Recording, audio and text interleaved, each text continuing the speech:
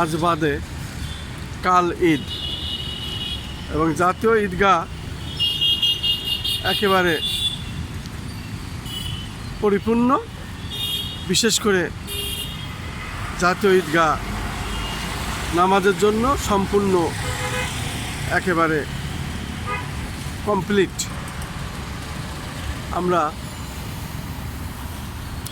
জাতীয় ঈদগাহর মূল যে গেট সেটাই দেখতে পাচ্ছি।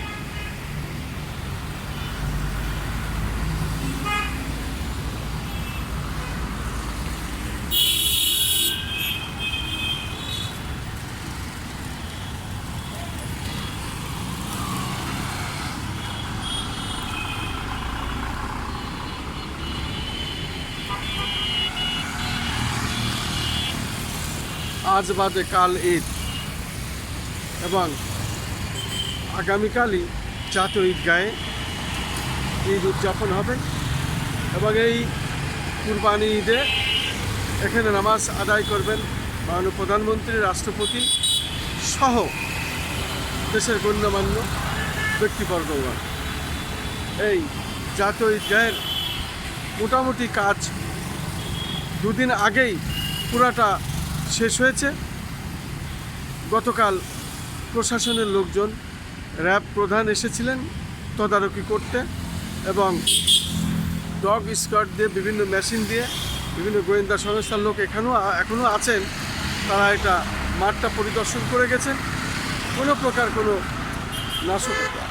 কোনো নাশকতা যাতে না থাকে এ বিষয়ে বেশ পরীক্ষা নিরীক্ষা করেছেন। এখন পর্যন্ত প্রশাসন এখানে আছে এবং ঈদ নামাজ শেষ হওয়া পর্যন্ত ওনারা থাকবেন।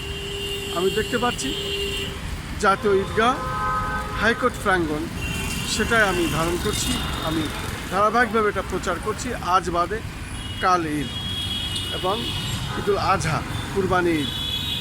মানুষ পশু কুরবানি দিবে, সে কারণে রাজধানী ঢাকা ফাঁকা।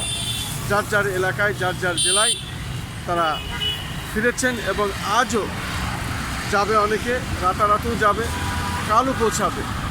এভাবেই অনেকেই যাচ্ছে এবং রাজধানী ঢাকা অনেকটাই ফাঁকা। আমি জাতীয় ঈদগাহর সামনে থেকে সেটাই আমি ধারণ করছি এবং দেখিয়ে যাচ্ছি। কদম ফোয়ারার সামনে যে দৃশ্য, রাস্তার যে দৃশ্য, সেটা আমি দেখিয়ে যাচ্ছি।